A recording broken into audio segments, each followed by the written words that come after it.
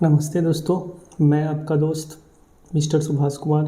आज से कक्षा 10वीं का साइंस सब्जेक्ट का मैं ऑब्जेक्टिव का मॉडल सेट लेकर के आया हूँ। टोटल मेरे पास 5 मॉडल सेट है।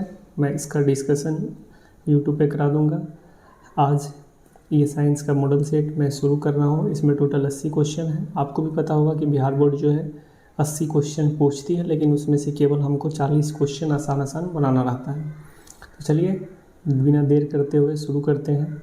और हमें उम्मीद है कि अगर आप हमारे इस 5 मॉडल सेट को एक बार देख लेंगे डिस्कशन, तो आपके आने वाले जो बिहार बोर्ड एग्ज़ाम है उसमें 40 में 40 ऑब्जेक्टिव सही हो जाएंगे। ये मेरा अनुभव है। पिछले 7-8 वर्षों से मैं क्लास 10th को पढ़ा रहा था, तो मुझे उम्मीद है कि ये क्वेश्चन से परीक्षा में पूछते हैं। और आज जो डिस्कस कराऊँगा आपको खुद पता चल जाएगा कि कितने महत्वपूर्ण डिस्कशन है, कितने चीज़ आप इसमें सीखेंगे और बहुत सारा चीज़ आपको आता होगा तो उसका रिवीजन भी हो जाएगा। चलिए, पहला क्वेश्चन हमारा है आज का, पत्तियों में गैसों का आदान प्रदान कहाँ होता है। देखिए, आपको हम बता दें कि पत्ती में गैस के आदान प्रदान करने के लिए, ये मान लेते हैं कोई पत्ती है, इसमें गैस के प्रदान करने के लिए, गैस के एक्सचेंज करने के लिए जो छोटे छोटे छिद्र पाए जाते हैं, इसको कहते हैं रंध्र। इसको क्या कहते हैं? रंध्र। ये जो आपको छोटे छोटे छिद्र दिखाई दे रहे हैं पत्ती में, इसी के द्वारा गैस का क्या किया जाता है? आदान प्रदान किया जाता है। इसको क्या कहते हैं? रंध्र। इंग्लिश में कहते हैं स्टोमेटा। ठीक है, तो हमारा पहला ऑप्शन था सीरा, दूसरा था रंध्र, तीसरा था मध्य सीरा, चौथा था इनमें से कोई नहीं। तो हमारा आंसर क्या हो जाएगा? ऑप्शन नंबर बी, रंध्र। याद रहेगा। अब थोड़ा सा और इसको जानते हैं डिटेल्स में। देखिए, पत्ती में ये जो महीन महीन छिद्र है, इसको तो हम क्या कहते हैं? रंध्र कहते हैं। और आपसे जब आगे के एग्ज़ाम में जब बिहार पुलिस, बिहार दरोगा, बीपीएससी दीजिएगा तो इससे और अच्छा क्वेश्चन पूछेगा इस टॉपिक से, रंध्र से। देखिए, जो रंध्र दिखाई दे रहा है छोटे छोटे, इसके चारों तरफ से ऐसे करके घेरे हुए रहता है गार्ड कोशिका। कौन कोशिका? गार्ड सेल, गार्ड कोशिका। इसका दूसरा नाम है रक्षक कोशिका। हम लिख देते हैं गार्ड कोशिका। गार्ड कोशिका, इसी को क्या कहते हैं? रक्षक कोशिका। तो याद रखिए, रंध्र के चारों तरफ कौन सी कोशिका पाई जाती है? रक्षक कोशिका या गार्ड कोशिका। इसका काम क्या है? ये क्या करता है? तो रंध्र का जो छेद है ये कब खुलेगा और कब बंद होगा? रंध्र का छेद कब कब खुलेगा और कब बंद होगा, ये काम करता है इसका रक्षक कोशिका के द्वारा ही। गार्ड कोशिका जिसे कहते हैं या रक्षक कोशिका कहते हैं, यही रंध्र को खोलना और बंद करने का काम करता है। देखिए, एक बार जब हम बिहार दरोगा का एग्ज़ाम दिए थे तो उस पर पूछा था कि निम्नलिखित में से किस कारण से रंध्र का छिद्र खुलता है। ऑप्शन इस प्रकार था कि जो गार्ड कोशिका है ये फूल जाती है तब खुलेगा, या गार्ड कोशिका जो है सिकुड़ जाती है तब खुलेगा। तो याद रखिए कि गार्ड कोशिका में जब पानी भर जाता है तो गार्ड कोशिका फूल जाती है। फूलने के कारण छिद्र जो है यानी रंध्र जो है खुल जाता है। याद रहेगा।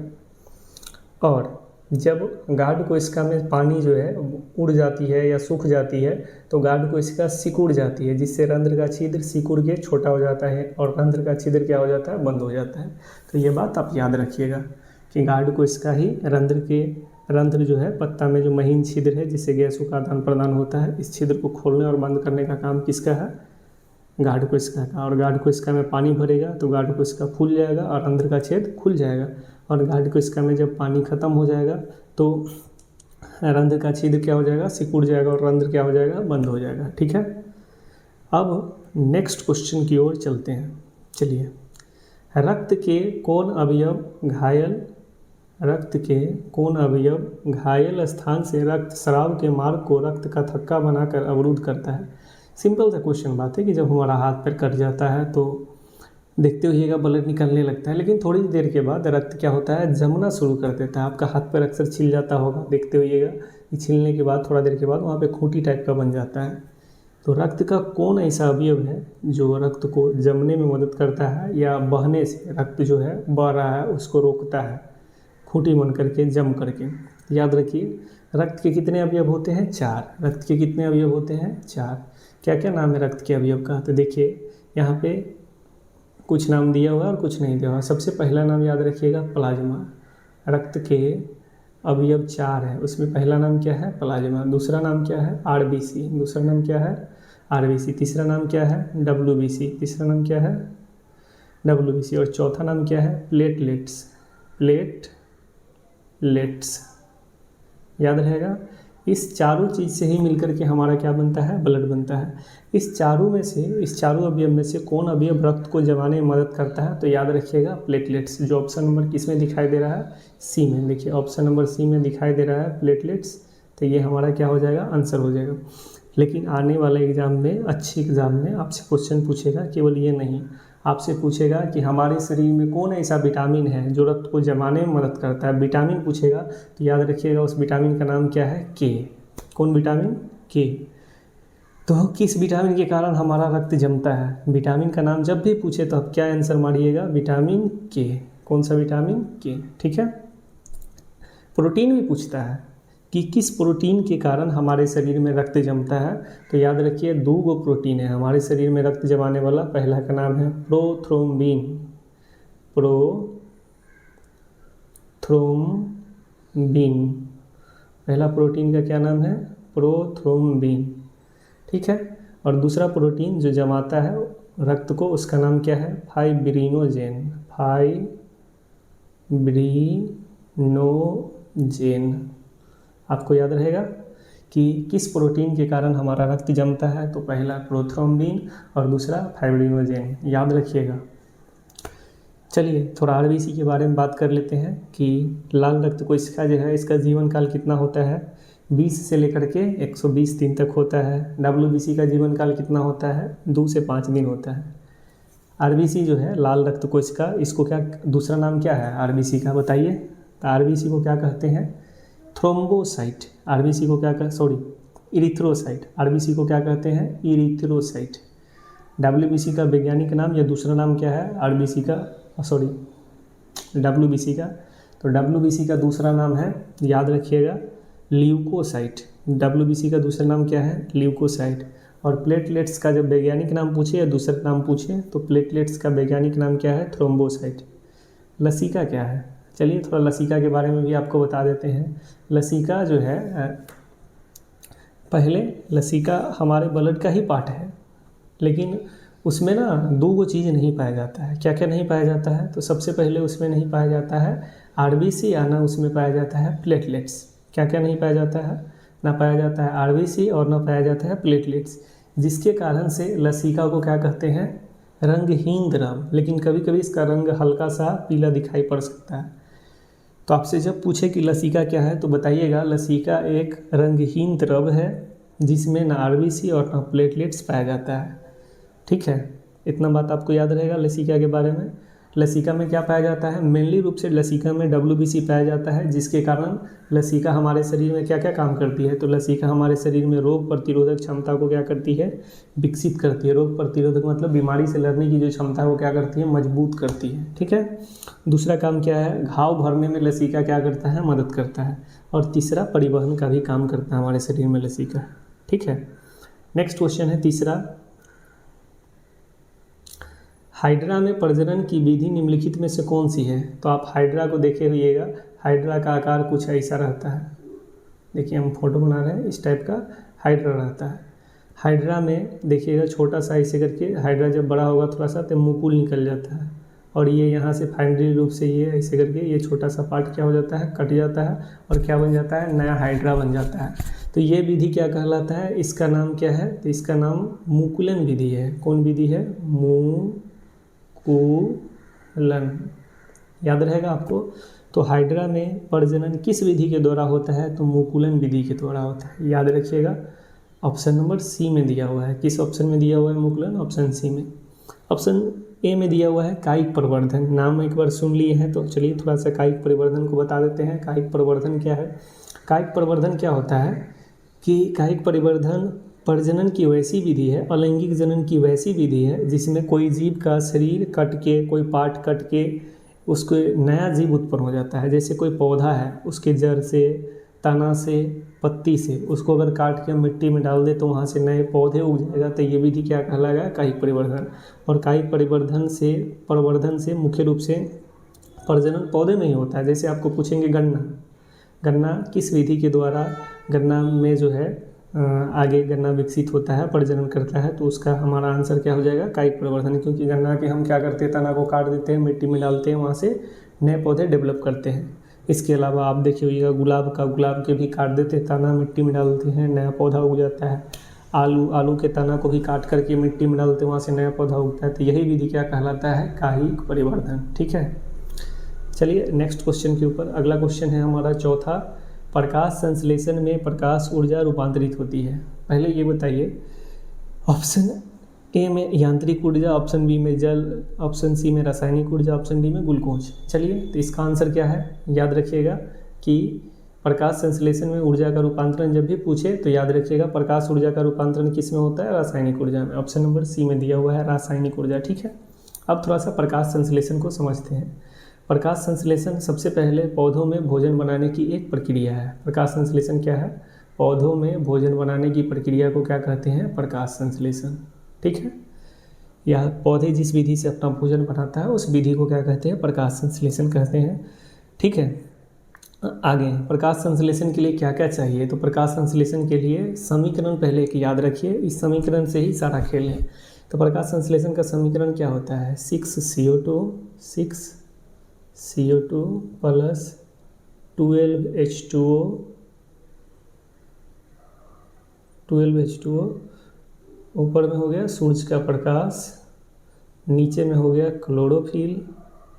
ठीक है, क्लोरोफिल, और ये हमें बना के क्या देगा, तो ग्लूकोज दे देगा। ग्लूकोज का फार्मूला याद कीजिए, C6H12O6, और साथ में क्या देगा, 6 गो जल देगा, 6H2O, और क्या देगा, 6H2O के बाद 6O2 भी देगा, 6O2 देगा। ठीक है, चलिए इसको याद रखिएगा। प्रकाश संश्लेषण का समीकरण क्या होता है, 6CO2 प्लस 12H2O, उसके बाद गिब्सस के ऊपर में दीजिएगा सूरज का प्रकाश, नीचे में क्लोरोफिल।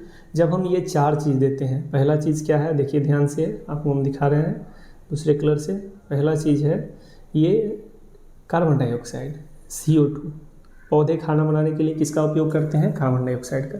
दूसरा किसका उपयोग करते हैं, जल का। तीसरा किसका उपयोग करते हैं, सूरज के प्रकाश का। ठीक है,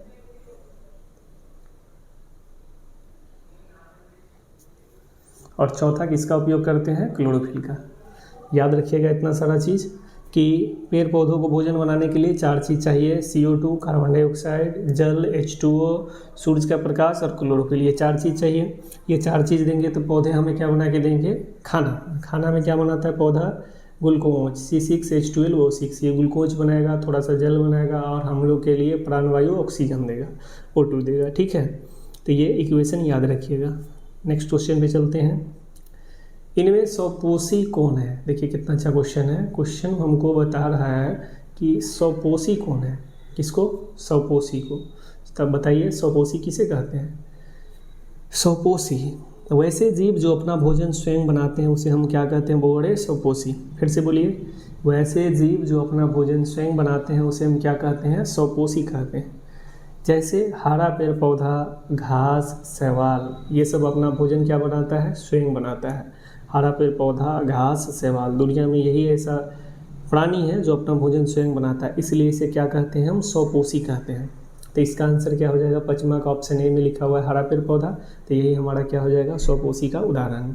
ठीक है, कीट अपना खाना स्वयं नहीं बनाता, कीट कोई दूसरे कीड़े मकोड़ों का खाता है या पेड़ पौधा को खा लेता है। मछली ये छोटी मछली को खाती है या पेड़ पौधा को पानी में जो पाया जाता है उसको खा लेता है। तो हमारा ऑप्शन ए ही बिल्कुल सही है।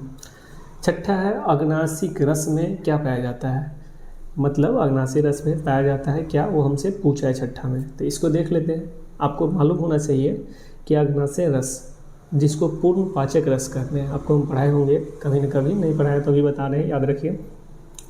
अग्नाशय रस में क्या पाया जाता है, बहुत सारा एंजाइम पाया जाता है जो खाना को लगभग पूर्ण रूप से पचा सकता है, ऐसा एंजाइम पाया जाता है। इसलिए अग्नाशय का जो रस है उसको क्या कहते हैं, पूर्ण पाचक रस। अग्नाशय के रस में मुख्य रूप से क्या क्या पाया जाता है हम बता रहे हैं। सबसे पहले याद रखिए, पहला एंजाइम जिसका नाम है ट्रिप्सिन। क्या है, ट्रिप्सिन। दूसरा काइमोट्रिप्सिन।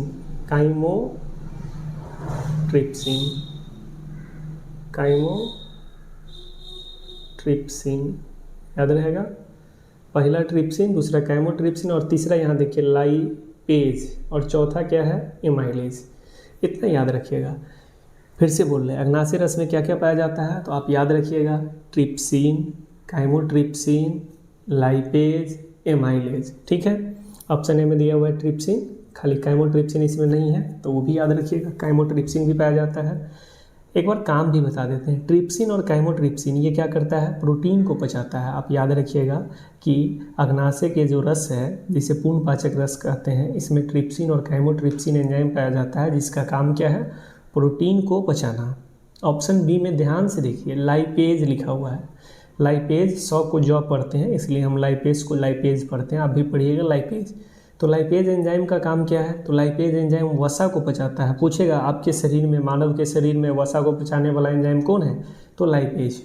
और तीसरा है एमाइलेज, एमाइलेज को टाइलिन कहते हैं, आपको पता होगा, जो हमारे लेर में भी पाया जाता है। मानव के लार जो है, मनुष्य का जो सलाइवा है, सलाइवा में कौन एंजाइम पाया जाता है, टाइलिन या एमाइलेज। टाइलिन या एमाइलेज किसको पचाता है, तो स्टार्च को पचाता है या कार्बोहाइड्रेट को पचाता है। ठीक है, तो छठा का आंसर क्या हो जाएगा बाबूड़े, छठा का आंसर हो जाएगा अग्नाशय रस में ये सभी एंजाइम पाए जाते हैं, यानी ऑप्शन नंबर डी। ठीक है, नेक्स्ट क्वेश्चन 7वां नंबर पे आते हैं। पुष्प का कौन सा भाग परागकण बनाता है, पुष्प का कौन सा भाग परागकण बनाता है। ठीक है, बहुत अच्छा क्वेश्चन और बहुत इंपॉर्टेंट क्वेश्चन। देखिए समझते हैं, पुष्प के 4 भाग होते हैं। किसी भी पुष्प को हम पढ़ने की दृष्टि से देखेंगे, जो पुष्प फल बनाने वाला होगा उस फूल को हम पढ़ेंगे, अध्ययन करेंगे तो उस फूल को 4 भागों में बांट के पढ़ते हैं। कितने भाग में, 4। पहला का नाम क्या है, तो पहला याद रखिएगा यही बाह्य दलपुंज है। दूसरा नहीं लिखा हुआ हम लिख दे रहे हैं, दूसरा का नाम है दलपुंज, दूसरा दलपुंज। और तीसरा का नाम क्या है, यहाँ पे नहीं लिखा हुआ है, तीसरा लिख दे रहे हैं हम, तीसरा का नाम है पुमंग, पुमंग। और चौथा क्या है, चौथा का नाम है जयांग। आप याद रखिएगा पुष्प के कितने भाग, 4। पुष्प के एक प्रारूपी पुष्प, कौन पुष्प, प्रारूपी पुष्प, जो फल बनाने वाली फूल होती है, फूल के बाद फल बनता है पौधों में, उसे प्रारूपी पुष्प कहते हैं। इसके 4 भाग होते हैं, पहला बाह्य दलपुंज, दूसरा दलपुंज, तीसरा पुमंग और चौथा जयांग। ठीक है, हम थोड़ा जानकारी अच्छा से देना है, आप समझिएगा। दलपुंज और बाह्य दलपुंज, दलपुंज और बाह्य दलपुंज जो है इसको पुष्प का सहायक अंग कहते हैं। इसको पुष्प का कौन सा अंग कहते हैं, सहायक अंग। ये क्या करता है, तो ये अभी बताएंगे पुमंग और जयांग। पुमंग और जयांग को कहते हैं आवश्यक अंग। पूछेंगे पुष्प के आवश्यक अंग कौन कौन है, तो पुष्प के आवश्यक अंग 2 है, एगो है पुमंग और एगो है जयांग, एगो है पुमंग और एगो है जयांग। इसको पुष्प का आवश्यक अंग कहते हैं। आवश्यक अंग क्यों कहते हैं, तो आवश्यक अंग इसलिए कहते हैं कि ये पुमंग और जयांग जनन क्रिया में मदद करता है। पुष्प में जो जनन होता है, पुष्प में जो प्रजनन होता है, उस प्रजनन क्रिया में पुष्प का कौन सा भाग मदद करता है, तो पुमंग और जयांग। इसलिए पुष्प का आवश्यक अंग इसको कहते हैं। और इस दोनों को रक्षा करता है कौन, दलपुंज और बाह्य दलपुंज। इसलिए दलपुंज और बाह्य दलपुंज को क्या कहते हैं, पुष्प का सहायक अंग। ठीक है, अब एगो चीज़ और ध्यान से रखिएगा याद, कि ये जो पुमंग है ये बनता किससे है, तो ये पुमंग बनता है, ये पुमंग किससे बनता है, पुंकेसर से। पुमंग किससे बनता है, आप याद रखिएगा बढ़िया से, हम बता रहे हैं पुमंग बनता है पुंकेसर, पुंकेसर। पुमंग किससे बनता है, पुंकेसर से। और जयांग जो है, जयांग किससे बनता है, स्त्री केसर से। पुमंग बनेगा पुंकेसर से और जयांग बनेगा स्त्री केसर से। यानी बहुत सारे पुंकेसर के मिलने से किसका निर्माण होता है, पुमंग का, और बहुत सारे स्त्री केसर के मिलने से किसका निर्माण होता है, जयांग का। अब यहाँ पे सबसे इम्पोर्टेंट क्वेश्चन जब पुष्प से पूछेगा, तो पुष्प से पूछेगा कि पुष्प का नर भाग कौन होता है। तो याद रखिए कि पुष्प का जो नर भाग है, पुष्प का नर भाग कौन होता है, तो पुष्प का जो नर भाग होता है, या तो ऑप्शन में पुमंग है तो पुमंग सही है, या ऑप्शन में पुंकेसर है तो पुंकेसर सही है। क्योंकि पुमंग का निर्माण बहुत सारे पुंकेसर मिलने से होता है, बहुत सारे पुंकेसर के मिलने से पुमंग का निर्माण होता है। और ये क्या है, पुष्प का नर भाग है। लेकिन जब पुष्प का मादा भाग पूछे कि पुष्प का मादा भाग कौन है, तो पुष्प के मादा भाग को क्या कहते हैं, जयांग कहते हैं या स्त्री केसर कहते हैं। नाम है मादा है तो स्त्री है, तो याद रखिएगा जब भी पूछे कि पुष्प का मादा भाग कौन है तो स्त्री केसर हो जाएगा या जयांग हो जाएगा। ठीक है, अब अगले क्वेश्चन हमसे, इसी क्वेश्चन में हमसे क्या पूछा था कि परागकण कहाँ पे बनता है। तब परागकण याद रखिएगा पुंकेसर जो होता है, पुंकेसर इसके ऊपरी भाग में क्या बनता है। जैसे मान लेते हैं ये फूल हम बना दिए, ध्यान से देखिए, इसमें ऐसे पतला पतला ऐसे निकला हुआ भाग रहता है ऊपर वैसे। ये जो हम डंडा वाला बना दिए ये पार्ट सब, ये क्या है, ये है पुंकेसर है। इसके ऊपरी भाग में जो ये वाला पार्ट है, ये वाला पार्ट के अंदर में पाउडर जैसे रहता है पीले पीले रंग का, उसको क्या कहते हैं, पुंकेसर कहते हैं। तो परागकण कौन बनाता है, सॉरी ये जो पीले पीले पाउडर आता है, पाउडर का नाम है परागकण। तो वो पाउडर जो कहाँ पे बनता है, पूरे डंडा में, और इस डंडा का नाम क्या है, पुंकेसर। ठीक है, तो पुंकेसर ये भाग है। पुंकेसर के ये ऊपरी भाग में यहाँ पे क्या बनता है, पुंकेसर के इस ऊपरी भाग में इसमें क्या बनता है, परागकण बनता है। तो आपको याद रहेगा कि परागकण कहाँ बनता है, पुंकेसर में। 8वां नंबर क्वेश्चन, निम्न में कौन उभयलिंगी जंतु है। पहले ये बताइए उभयलिंगी किसको कहते हैं। उभयलिंगी ऐसे जंतु को कहते हैं जिसमें नर भाग और मादा भाग एक ही जीव में होगा। ठीक है, मेल पार्ट और फीमेल पार्ट एक ही जीव में होगा, उसे हम क्या कहेंगे, उभयलिंगी जंतु। पहला ऑप्शन है केचुआ, दूसरा कुत्ता, तीसरा बिल्ली, चौथा बकरी। आप देखिएगा कुत्ता में, कुत्ता मेल हो गया, कुत्ती फीमेल हो गया, तो नर भाग मादा भाग दोनों अलग अलग हो गया। बिल्ली में भी मेल बिल्ली फीमेल बिल्ली दोनों अलग अलग होता है। बकरी में भी, बकरी फीमेल है, एगो उसका मेल पार्ट पाया जाता है जिसको क्या कहते हैं, बोतो। तो जो भी हो अपना, वो जो है मेल गोट जो होता है वो हो गया, और ये फीमेल गोट हो गई, तो दोनों अलग है। जबकि केचुआ में ऐसा नहीं है, केचुआ में नर भाग भी पाया जाता है और मादा भाग भी पाया जाता है। ठीक है, तो उभयलिंगी जंतु आपसे परीक्षा में पूछता है कि निम्नलिखित में से कौन उभयलिंगी जंतु है, तो केचुआ मारिएगा। केचुआ मतलब चाली। आप देखे होइएगा जब बारिश उरिश होता है तो खेत में या घर आंगन में भी निकलता रहता है, इस टाइप का रहता है चाली, ऐसे ऐसे शेप में बना रहता है। ठीक है, इसी को केचुआ कहते हैं, वर्म कहते हैं, याद रखिएगा। तो उभयलिंगी जंतु कौन है, केचुआ। इसके अलावा भी कोई उभयलिंगी जंतु होता है प्रकृति में, तो हाँ घोंघा होता है। ठीक है, घोंघा कैसा जंतु है, उभयलिंगी। इसके अलावा जोंक होता है, जोंक, लीच, जोंक जो पानी में पाया जाता है वो भी उभयलिंगी जंतु है। ये सब भी याद रखिएगा। अगले क्वेश्चन है, चलिए अगला क्वेश्चन इधर है, ओजोन परत पाई जाती है। पहले हमको ये बताइए, ओजोन परत से हमको 2-3 क्वेश्चन याद आता है कि ओजोन परत क्या है। तो आप याद रखिएगा, ओजोन परत ऑक्सीजन के 3 परमाणु से मिलकर के बना हुआ एक परत है। ठीक है, जो कहाँ पाया जाता है, समताप मंडल में। कहाँ पाया जाता है, समताप मंडल में। और समताप मंडल को ही क्या कहते हैं, स्ट्रेटोस्फीयर। ऑप्शन नंबर ए में जो लिखा हुआ है स्ट्रेटोस्फीयर, देख रहे हैं स्ट्रेटोस्फीयर, ऑप्शन ए में, इसी को क्या कहते हैं, समताप मंडल। तो ओजोन परत कहाँ पाया जाता है, स्ट्रेटोस्फीयर या हिंदी में समताप मंडल में, याद रहेगा आपको। अब है आगे, ओजोन परत जब हम बता रहे हैं तो आपको याद होना चाहिए कि ओजोन परत क्या करता है, सूर्य से आने वाले पराबैंगनी विकिरण को पृथ्वी पर आने से रोकता है। इसलिए हम पृथ्वी का सुरक्षा कवच किसको कहते हैं, ओजोन परत को कहते हैं।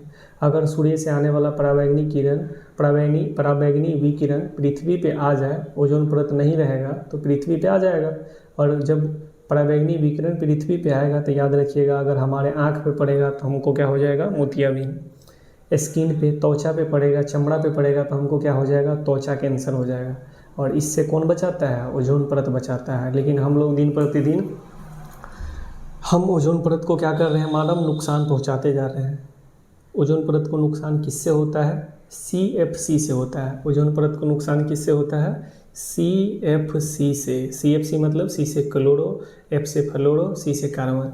क्लोरोफ्लोरोकार्बन के कारण क्या होता है, ओजोन परत का क्षरण हो रहा है। ठीक है, तो हमें क्लोरोफ्लोरोकार्बन का इस्तेमाल कम से कम करना चाहिए। कहाँ पाया जाता है, हम जो शादी ब्याह में फोम उड़ाते हैं उसमें, महंगी सेंट में, फ्रिज और AC में, इस सब में क्या पाया जाता है, CFC। इस सब के यूज से कौन गैस निकलता है, CFC यानी क्लोरोफ्लोरोकार्बन, याद रहेगा आपको। ठीक है, इसके अलावा परीक्षा में पूछेगा कि ओजोन परत को बचाने के लिए हम लोग कौन दिवस मनाते हैं। तो ओजोन परत को बचाने के लिए हम लोग ओजोन दिवस मनाते हैं 16 सितंबर को। कब मनाते हैं, 16 सितंबर। कब मनाते हैं? 16 सितंबर को। कौन सा दिवस? ओजोन दिवस। ठीक है। सबसे पहले ओजोन परत को बचाने का प्रयास के लिए एगो हमारा संगठन भी था, आपको मालूम होगा ओजोन परत से संबंधित कौन सा संगठन है या कौन सा प्रोटोकॉल था? Montreal protocol. कौन सा प्रोटोकॉल? Montreal protocol. कब हुआ था? 1987 में। आपसे परीक्षा में पूछे कि मॉन्ट्रियल प्रोटोकॉल कब बना? 1987 में। मॉन्ट्रियल प्रोटोकॉल कहाँ हुआ था? सम्मेलन होता है प्रोटोकॉल का मतलब। तो ये सम्मेलन ओजोन परत को बचाने के लिए कनाडा का एक शहर है, कनाडा देश का शहर है मॉन्ट्रियल। तो यहाँ पे कौन सा मॉन्ट्रियल में क्या हुआ था? Montreal protocol. मॉन्ट्रियल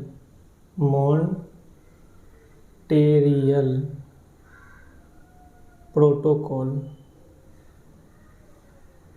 आपसे पूछेगा कि मॉन्ट्रियल प्रोटोकॉल का संबंध किससे है? तो ओजोन परत के बचाने से है, ओजोन परत के संरक्षण से है। मॉन्ट्रियल प्रोटोकॉल कहाँ हुआ था? तो मॉन्ट्रियल प्रोटोकॉल कनाडा में हुआ था, कनाडा के मॉन्ट्रियल शहर में हुआ था। और कब हुआ था? तो 1987 में हुआ था। ये भी आप याद रखिएगा। ठीक है। अगले क्वेश्चन, तो इसका नौमा का एक बार आंसर बता दीजिए कि नौमा का आंसर क्या हो जाएगा? ओजोन परत कहाँ पाई जाती है? समताप मंडल यानी स्ट्रेटोस्फीयर, ऑप्शन 1। ठीक है। 10वां क्वेश्चन है, किसी भी उदासीन विलयन का पीएच मान कितना होता है? तो याद रखिएगा उदासीन विलयन का पीएच मान कितना होता है? 7। आपको चलिए थोड़ा सा हम बताते हैं। ये मान लीजिए पीएच स्केल है, ये क्या है? PH scale. इसमें 0 बीच में ले लीजिए 7 और यहाँ पे ले लीजिए 14। ठीक है। ये पीएच स्केल बना है, हम ये क्या बना है? इसका नाम क्या है? PH scale. PH scale. ठीक है। इसका खोज कौन किया था? कौन वैज्ञानिक? सोरेंस। पूछा परीक्षा में पूछेगा कि पीएच स्केल का खोज कौन किया है? सोरेंस। इससे क्या किया जाता है? अम्ल और क्षारक का पहचान किया जाता है। पीएच स्केल से किसका पहचान किया जाता है? अम्ल और क्षारक का। अगर कोई विलयन का पीएच मान, कोई घोल का पीएच मान 7 से कम है, 7 से कम है, तो वो क्या कहलाएगा? अम्ल। वो क्या कहलाएगा? अम्ल।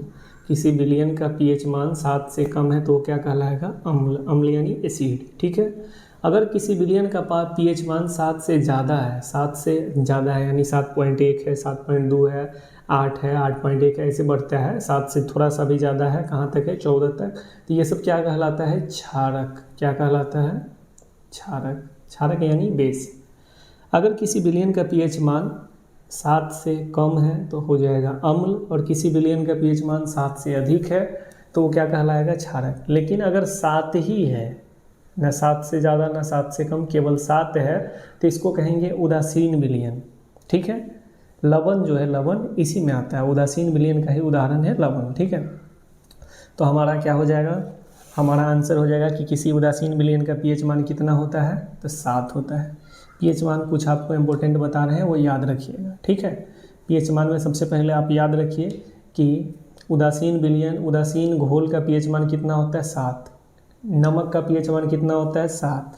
जल का पीएच मान कितना होता है? 7। दूध का पीएच मान कितना होता है? 6.4। दूध का पीएच मान कितना होता है? 6.4। लार का पीएच मान कितना होता है? 6.5। लार का पीएच मान कितना होता है? 6.5। आंसू का पीएच मान कितना होता है? 7.4। रक्त का पीएच मान कितना होता है? 7.4। मूत्र का पीएच मान कितना होता है? 4.8 से 8.4 तक। मूत्र का पीएच मान 4.8 से 8.4 तक। फिर सिरका का पीएच मान कितना होता है? 3।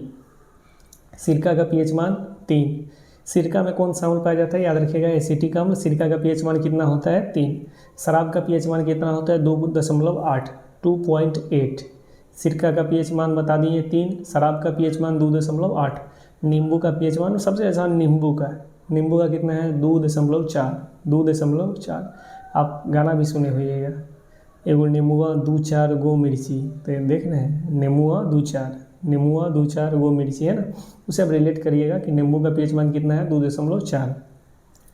मिल्क ऑफ मैग्नीशिया का पीएच मान कितना होता है? मिल्क ऑफ मैग्नीशिया, इसका सूत्र पूछेगा। मिल्क ऑफ मैग्नीशिया का फार्मूला बताइए। तो मिल्क ऑफ मैग्नीशिया का सूत्र होता है MgOH। मिल्क ऑफ मैग्नीशिया कहते हैं, यानी मैग्नीशियम हाइड्रोक्साइड को क्या कहते हैं? Milk of magnesia. तो इसका पीएच मान कितना होता है? 10। आगे आपसे पूछेगा सोडियम हाइड्रोक्साइड। सोडियम हाइड्रोक्साइड का पीएच मान कितना होता है? सोडियम हाइड्रोक्साइड लिखते कैसे हैं? NaOH, इसको क्या कहते हैं, सोडियम हाइड्रोक्साइड। इसका पीएच मान सबसे ज़्यादा 14 होता है, 14। सोडियम हाइड्रोक्साइड NaOH का पीएच मान कितना होता है, 14। और हाइड्रोक्लोरिक अम्ल जो हमारे पेट में पाया जाता है, हाइड्रोक्लोरिक अम्ल HCl, इसका पीएच मान कितना होता है, लगभग 0। सबसे कम पीएच मान, सबसे एसिडिक, सबसे अम्लीय कौन होता है, हाइड्रोक्लोरिक अम्ल HCl, इसका पीएच मान लगभग 0 के बराबर होता है, याद रहेगा आपको। तो हमारा 10वां का आंसर क्या हो जाएगा, किसी भी उदासीन विलयन का पीएच मान बाबूरे कितना होता है, तो आप याद रखिए किसी भी उदासीन विलयन का पीएच मान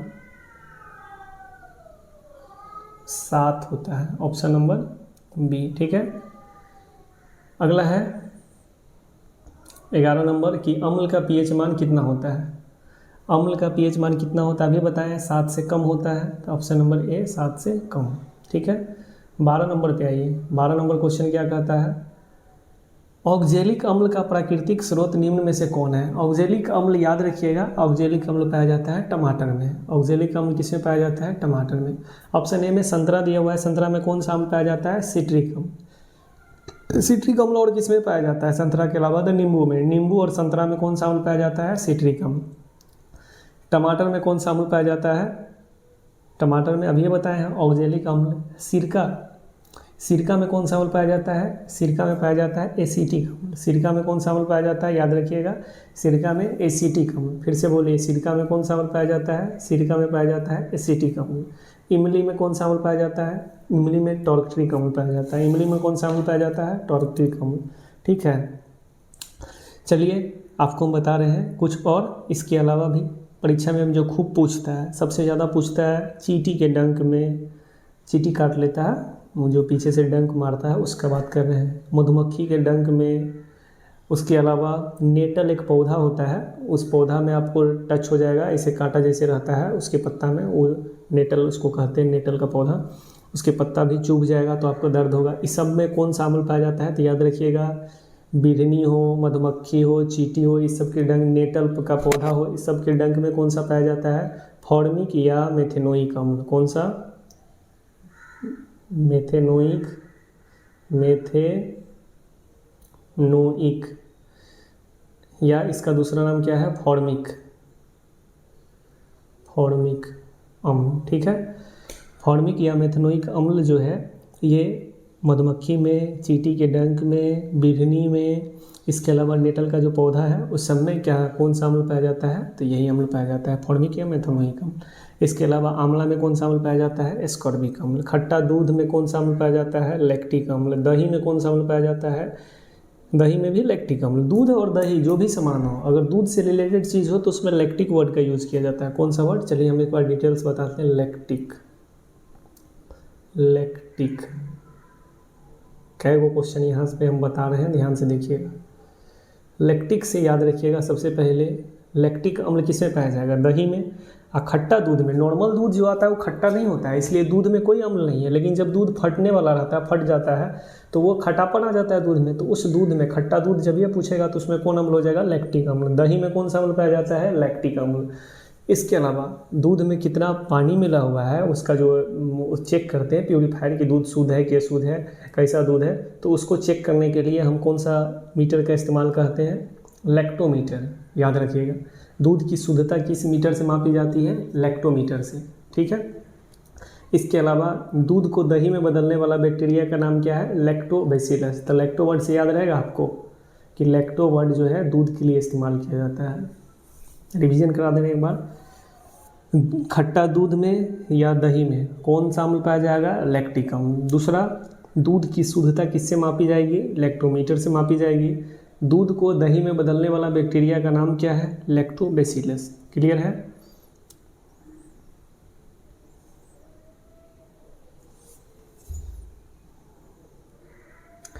चलिए इसमें थोड़ा सा और एक दो बता रहे हैं कि आपसे पूछेगा अंगूर में या खट्टा आम या कच्चा आम जिसको कहते हैं, कच्चा आम में, अंगूर में कौन सा अम्ल पाया जाता है, तो याद रखिएगा टार्टरिक अम्ल। सेब में कौन सा अम्ल पाया जाता है, मैलिक अम्ल पाया जाता है। ये सब भी याद रखिएगा, ठीक है। 13 नंबर क्वेश्चन पे आते हैं आप। ग्लूकोज के एक अणु में ऑक्सीजन के कितने परमाणु होता है, गिन लेंगे। पहले ग्लूकोज का फार्मूला लिखिए। देखिए ग्लूकोज का फार्मूला क्या है, C6 H12O6, ठीक है। C6H12O6 ये किसका सूत्र होता है? ग्लूकोज का। अब हमसे क्वेश्चन पूछा है कि ऑक्सीजन के कितने परमाणु होगा इसमें, तो ऑक्सीजन पे जाइए, देखिए अभी हम बता रहे हैं। ऑक्सीजन पे देखिए ध्यान से, ऑक्सीजन पे कै गो परमाणु नज़र आ रहा है? O6 नज़र आ रहा है कि नहीं? तो 6 गो। हमारा ऑप्शन बी में देखिए लिखा हुआ है, ग्लूकोज के एक अणु में ऑक्सीजन के कितने परमाणु होगा? 6। आपसे पूछेगा ग्लूकोज के एक अणु में हाइड्रोजन के कितने परमाणु होते हैं, तो हाइड्रोजन देखिए, हाइड्रोजन के कितने परमाणु? H12। आसान क्वेश्चन है। आपसे पूछेगा ग्लूकोज के एक अणु में कार्बन के कितने परमाणु हैं, तो कार्बन क्या हुआ है? C6, कार्बन 6 गो है, ठीक है। तो हमारा इसका आंसर क्या होगा? ग्लूकोज के एक अणु में ऑक्सीजन के कितने परमाणु होते हैं? तो ऑप्शन बी 6, ठीक है। 40 नंबर क्वेश्चन है। 40 नंबर क्वेश्चन, निम्न में सबसे अधिक अभिक्रियाशील धातु कौन सी है? तो आपको याद होगा कि सबसे अधिक अभिक्रियाशील धातु कौन है? पोटेशियम। पोटेशियम को किस अक्षर से दिखाते हैं? के से। पोटेशियम के बाद है सोडियम। सोडियम के बाद क्या है? कैल्शियम। कैल्शियम के बाद क्या है? मैग्नीशियम। मैग्नीशियम के बाद क्या है? मैग्नीशियम के बाद एल्युमिनियम। मैग्नीशियम के बाद क्या है? एल्युमिनियम। एल्युमिनियम के बाद क्या है? जिंक। जिंक के बाद क्या है? आयरन। आयरन के बाद क्या है? पीबी मतलब सीसा। सीसा के बाद क्या आता है? हाइड्रोजन। हाइड्रोजन के बाद क्या आता है? कॉपर। कॉपर मतलब तांबा। तांबा के बाद क्या है? एचजी। एचजी मतलब पारा। पारा के बाद क्या है? एजी। एजी मतलब चांदी।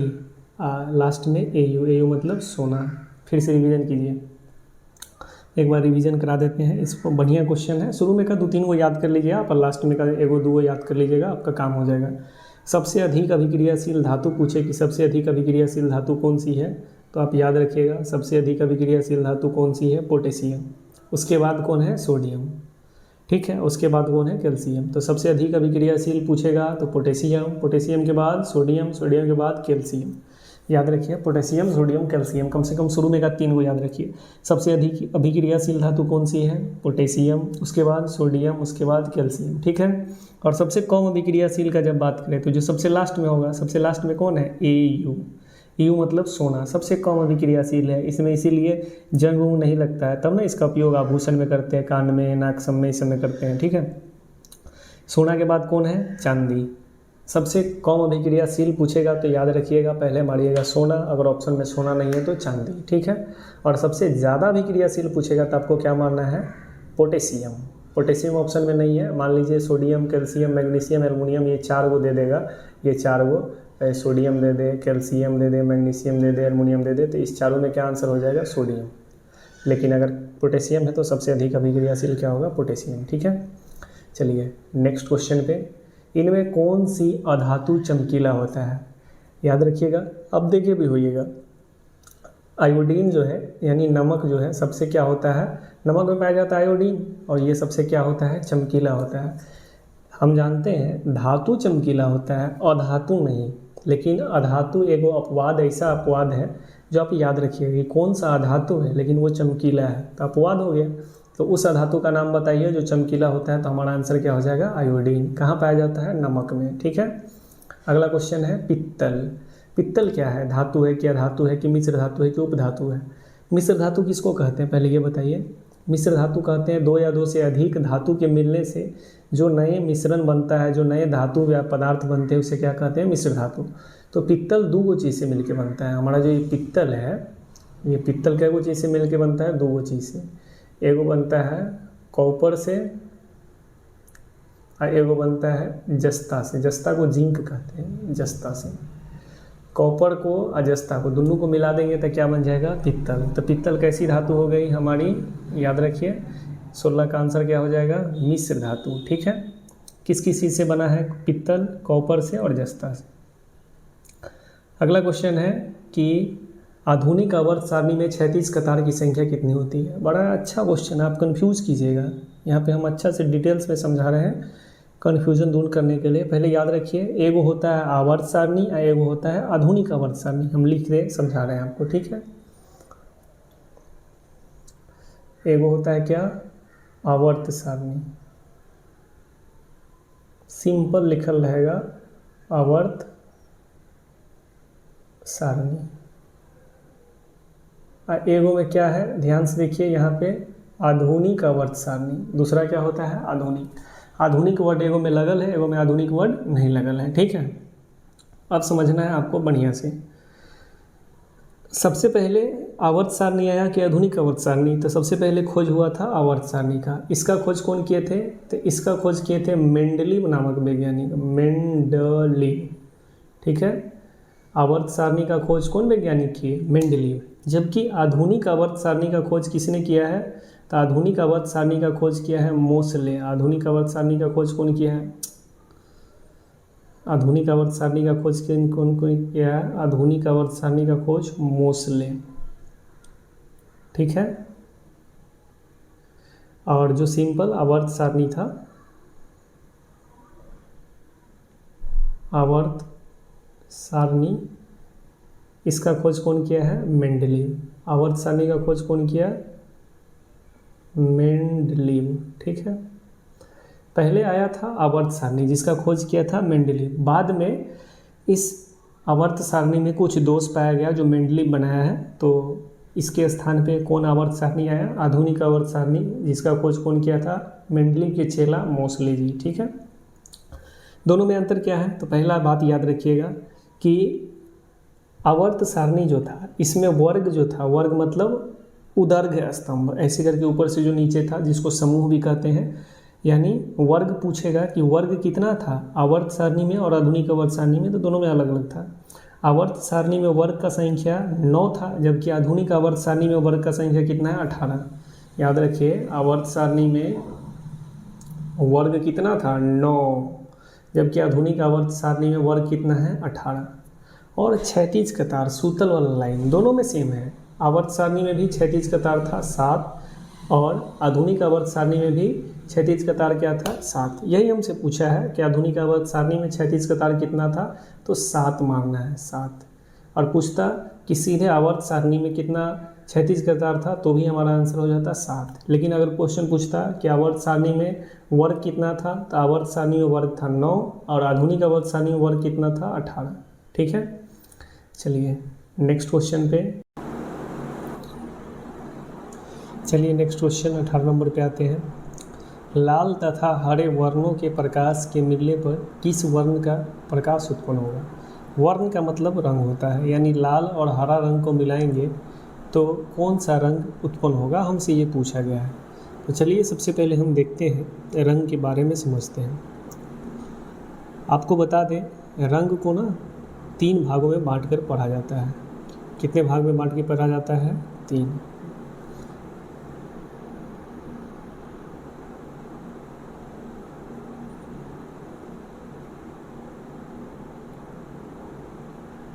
एक होता है प्राथमिक रंग,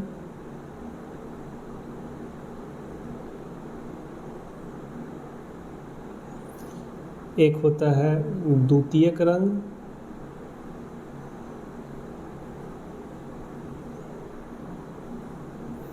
और एक होता है पूरक रंग। अब समझिए प्राथमिक रंग किसको कहते हैं। तो प्राथमिक रंग 3 है। कौन 3 है, तो नीला, हरा, लाल। फिर से, प्राथमिक रंग की संख्या कितनी है, 3। कौन कौन है प्राथमिक रंग, नीला, हरा, लाल। इसको ट्रिक से कैसे याद रखेंगे, चलिए वो भी बताते हैं ट्रिक से कैसे इसको याद रखा जाता है। तो इसको ट्रिक से याद रखने के लिए इसका छोटा सा ट्रिक है, जिसको कहते हैं निहाल। क्या कहते हैं, निहाल। निहाल में ध्यान रखिएगा, ये नी से कौन सा हो जाएगा रंग, नीला। हा से कौन सा रंग हो जाएगा, हरा। और ल से कौन सा रंग हो जाएगा, लाल। ठीक है, लाला। तो प्राथमिक रंग कौन कौन है, नीला, हरा, लाल। इसको कौन सा रंग कहते हैं, प्राथमिक रंग। अब ये जो प्राथमिक रंग है नीला, हरा, लाल, इसको आपस में मिलाते हैं तो कौन सा रंग बनता है, द्वितीयक रंग। प्राथमिक रंग को आपस में मिलाते हैं तो कौन सा रंग बनता है, द्वितीयक रंग। तो द्वितीयक रंग समझ में आ गया कि नीला को हरा में मिला दिए, हरा को लाल में मिला दिए, इसको उसमें मिला दिए, तो कौन सा रंग बनेगा वो भी अभी समझाएंगे। और याद रखिएगा कि प्राथमिक रंग के मिलने से ही कौन सा रंग बनता है, द्वितीयक रंग। अब पूरक रंग क्या होता है, कोई भी दो गो रंग को मिलाएंगे तो सफ़ेद रंग बन जाए, कोई भी दो गो रंग को मिलाएंगे अगर सफ़ेद रंग बन गया तो वो कौन सा रंग कहलाता है, उसको किस नाम से जानते हैं, पूरक। किस नाम से जानते हैं, पूरक। याद रहेगा कि जब दो रंग को आपस में मिलाने पे सफ़ेद रंग बन जाता है तो वो दोनों रंग क्या कहलाता है, पूरक रंग। ठीक है, अब चलिए बारी बारी से हमें सबसे पहले समझाते हैं कि द्वितीयक रंग कैसे बनता है। प्राथमिक रंग 3 है, उसको कैसे मिलाएंगे तो कौन रंग बनेगा, इसको ट्रिक से याद रखा जाता है। एक बार समझा दे रहे हैं और एक बार ध्यान से, थोड़ा टाइम लगेगा लेकिन अच्छा से फ्यूचर के लिए याद रखिएगा। 10वां में तो कम पूछेगा, 10वां में तो केवल इतना पूछेगा कि प्राथमिक रंग कौन है, तो नीला हरा लाल मार देना है। इसके अलावा जो रहेगा ऑप्शन में वो सब गलत है, नीला हरा लाल ही है प्राथमिक रंग। ठीक है, बस इतने पूछेगा। लेकिन हम आपको द्वितीयक रंग सिखा दे रहे हैं कि प्राथमिक रंग से द्वितीयक रंग कैसे बनता है, और पूरक रंग किसको कहेंगे वो समझा दिए कि दो रंग को मिलाने पे सफ़ेद रंग बन रहा है तो वो दोनों रंग पूरक रंग कहलाएगा। ठीक है, चलिए एक बार देख लीजिए। सबसे पहले हम क्या करेंगे, एक त्रिभुज बनाएंगे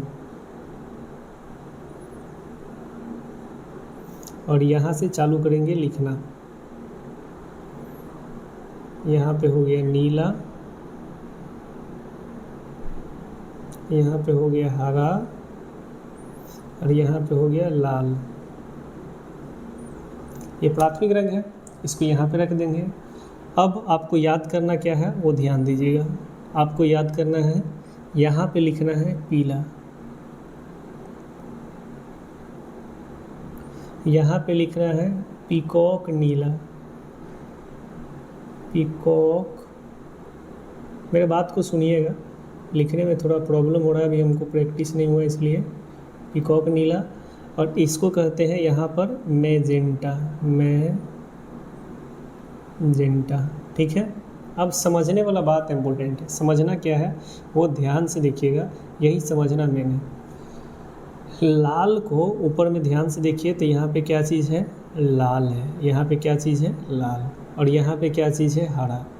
इस दोनों को आपस में मिला दे, लाल को मिला दे हरा से। लाल को किससे मिला दे, हरा से।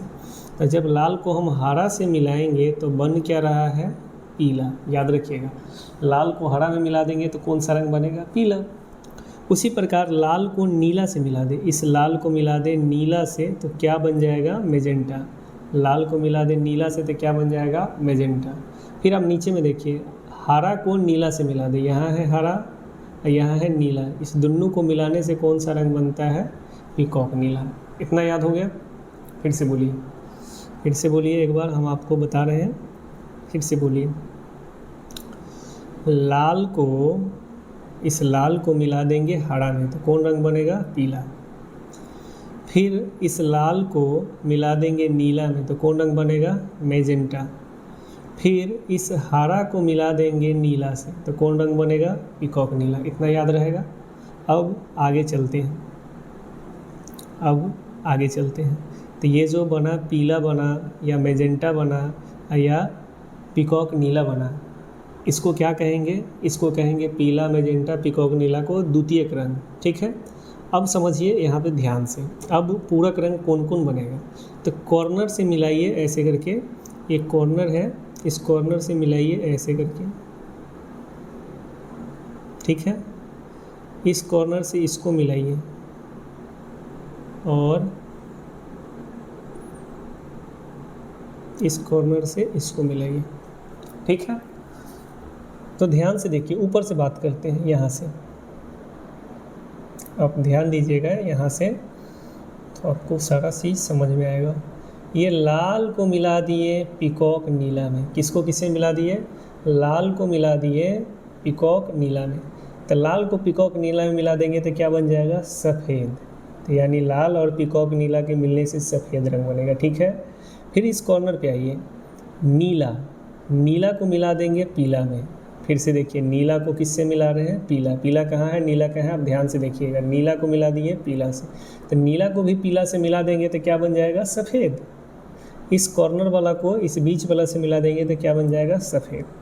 उसी प्रकार इस कॉर्नर वाला हरा को मिला देंगे मैजेंटा से, हरा को मिला देंगे मैजेंटा से, तो हरा को मैजेंटा से मिलाने के बाद भी कौन सा रंग बनेगा, सफ़ेद रंग, ठीक है। हरा को मैजेंटा से मिला देंगे तो क्या बन जाएगा? सफ़ेद रंग। तो हरा मैजेंटा ये भी कहलाएगा पूरक रंग, नीला पीला ये भी कहलाएगा पूरक रंग, लाल पीकॉक नीला ये भी कहलाएगा पूरक रंग, क्योंकि इस सब रंग को मिलाने से कौन सा रंग बन रहा है? सफ़ेद रंग। उम्मीद है कि आपको सारा बात समझ में आया होगा। अब आसान सा चार्ट है, उसमें देख करके आप बता दीजिएगा कि लाल को हरा से मिलाएंगे, किससे? लाल था ऊपर, हरा था बाएं कॉर्नर की तरफ से, इसको मिलाने से कौन सा रंग बन रहा था? बताइए। आपको दिखाए थे पीला रंग। कौन सा रंग? पीला। आप चार्ट को बना लीजिएगा, वीडियो को रोक करके पीछे करके, और ध्यान से देखिएगा तो आपको समझ में आ जाएगा कौन रंग बन रहा था? पीला। आगे आइए, अक्रिय तत्व कौन है? हमारा क्वेश्चन है अक्रिय तत्व कौन है? अक्रिय तत्व किसको कहते हैं? अक्रिय तत्व हम ऐसे तत्वों को कहते हैं जिसका अष्टक पूरा हो गया रहता है, यानी उसके बाह्यतम कक्षा में जो भी इलेक्ट्रॉन रहता है वो इलेक्ट्रॉन क्या रहता है? भरा हुआ रहता है। तब हम उसे क्या चीज़ कहते हैं? तब हम उसे किस नाम से जानते हैं? तब हम उसे अक्रिय तत्व के नाम से जानते हैं। अक्रिय तत्व हमारे आवर्त सारणी में, आधुनिक आवर्त सारणी में कहाँ पे रहता है? वर्ग 18 में रहता है, ये भी बात याद रखिएगा। इसमें से कौन अक्रिय तत्व है? तो देखिए कार्बन है। कार्बन अक्रिय तत्व नहीं है, क्योंकि आपको इसका डायग्राम बना दें, चलिए वो भी बना के दिखा देते हैं।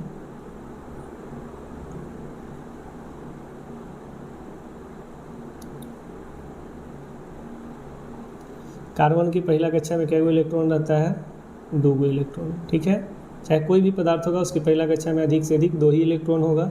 और कार्बन में टोटल याद रखिए, ये कार्बन है, कार्बन में टोटल क्या इलेक्ट्रॉन होगा?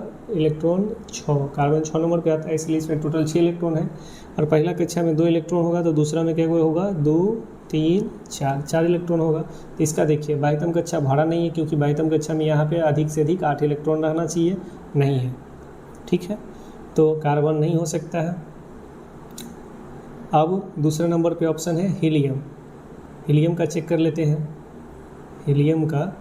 हीलियम है कि नहीं इसको चेक करते थे। हीलियम को ध्यान से देखिए, He होता है, इसमें क्या इलेक्ट्रॉन होता है? अधिक से अधिक हीलियम में 2 ही इलेक्ट्रॉन रहता है। इसका कक्षा चेक करते हैं, पहला कक्षा में क्या इलेक्ट्रॉन होगा? 2। अधिक से अधिक पहला कक्षा का क्षमता भी 2 है, और हीलियम में 2 ही इलेक्ट्रॉन है, यानी कि हीलियम का पहला कक्षा क्या है? पूरा भरा हुआ है। इसलिए अक्रिय तत्व जो हमसे पूछा है, तो हमारा आंसर क्या हो जाएगा? हीलियम। ठीक है, हमारा आंसर क्या हो जाएगा? हीलियम। चलते हैं आगे, 20वां नंबर क्वेश्चन है। 20वां क्वेश्चन को देख रहे हैं, कौन सा दर्पण आमतौर पर वाहनों से पीछे देखने के दर्पण के रूप में उपयोग किया जाता है? तो आपको मालूम होगा कि कौन ऐसा दर्पण है जो वाहन में पीछे की वस्तु देखने के लिए उपयोग किया जाता है, तो उसका नाम है उत्तल दर्पण। कौन सा दर्पण? उत्तल दर्पण। और उत्तल को कौन सा दर्पण कहते हैं? याद कीजिए, उत्तल को कहते हैं अपसारी दर्पण। तो इसका आंसर क्या हो जाएगा? ऑप्शन नंबर बी, उत्तल दर्पण। और उत्तल को कहते हैं अपसारी। उत्तल दर्पण को कौन सा दर्पण कहते हैं? याद रखिएगा, अपसारी दर्पण। ठीक है, उत्तल दर्पण को कौन सा दर्पण कहते हैं? अपसारी दर्पण। इसका उपयोग गाड़ी के साइड मिरर के रूप में भी किया जाता है। आपसे पूछ दे कि गाड़ी के साइड मिरर यानी पीछे के व्यू देखने के लिए गाड़ी में किस मिरर का उपयोग किया जाता है, तो उत्तल दर्पण का या अपसारी दर्पण का। क्यों किया जाता है? तो याद रखिएगा कि उत्तल दर्पण हमेशा किसी भी वस्तु को कैसा प्रतिबिंब बनाएगा? सीधा के साथ साथ कैसा प्रतिबिंब बनाएगा? आभासी। और वस्तु बड़ा रहेगा लेकिन इसका प्रतिबिंब बनेगा छोटा, यानी वस्तु से क्या प्रतिबिंब बनाता है? उत्तल दर्पण हमेशा छोटा प्रतिबिंब। इसके अलावा उत्तल दर्पण का जो दृष्टि क्षेत्र है, देखने का जो क्षेत्र है, दृष्टि क्षेत्र जिसको कहते हैं, ये क्या होता है? सभी दर्पण में बड़ा होता है। इसीलिए हम उत्तल दर्पण का उपयोग गाड़ी के साइड मिरर के रूप में करते हैं। ठीक है, चलते हैं नेक्स्ट क्वेश्चन के ऊपर। अगला क्वेश्चन है, किसी उत्तल लेंस की फोकस दूरी हमेशा होती है। याद रखिएगा, यहाँ पे हम अच्छा से समझा रहे हैं। फोकस दूरी से क्वेश्चन हर बार पूछता है, आपके एग्जाम में भी पूछेगा।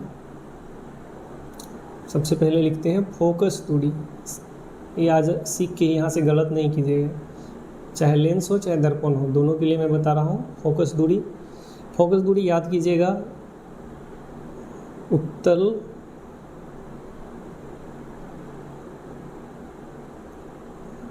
लेंस हो या हो दर्पण हो, और एगो क्या होता है? अवतल, ये भी लेंस हो या दर्पण हो। चलिए आपको हम समझा रहे हैं, समझिएगा ध्यान से। जब भी हम बात करेंगे उत्तल का, चाहे उत्तल लेंस पूछेंगे चाहे उत्तल दर्पण पूछेंगे, अगर कहेंगे कि कौन सा दर्पण का फोकस दूरी धनात्मक होगा, तो याद रखिएगा धनात्मक जब भी होगा तो धनात्मक का किसका होगा, उत्तल का होगा, धनात्मक यानी प्लस वाला। और माइनस पूछेंगे कि माइनस में फोकस दूरी यानी ऋणात्मक फोकस दूरी किसका होगा, तो अवतल वाला। ठीक है, चाहे वो दर्पण पूछे चाहे वो लेंस पूछे, आप याद रखिएगा।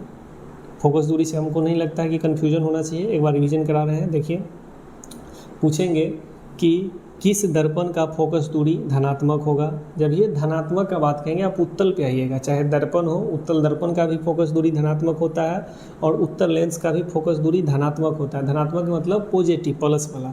ठीक है, और अवतल जब ये आएगा तो अवतल दर्पण का भी फोकस दूरी ऋणात्मक होता है माइनस में, या अवतल लेंस भी आएगा तो अवतल लेंस का भी फोकस दूरी क्या होता है, ऋणात्मक। तो हमसे पूछा था कि उत्तल, वर्ड देख लीजिए उत्तल, सीधा उत्तल देख करके ही बता देना है। लेंस चाहे दर्पण कुछ पूछे, उसका फोकस दूरी पूछे और उत्तल है आगे में, तो क्या होगा, प्लस वाला।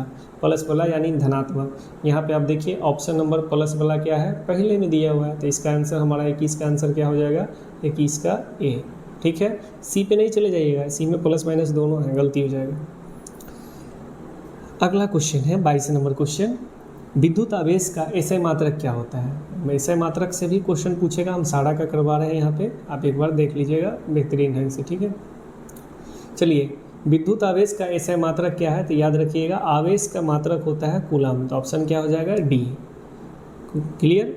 अब हमसे पूछेगा वोल्ट किसका है, वोल्ट किसका एसआई मात्रक है, तो याद रखिएगा वोल्ट किसका होता है, तो वोल्ट दो चीज़ का होता है, विभव का और विभवांतर का, विभव का और विभवांतर का।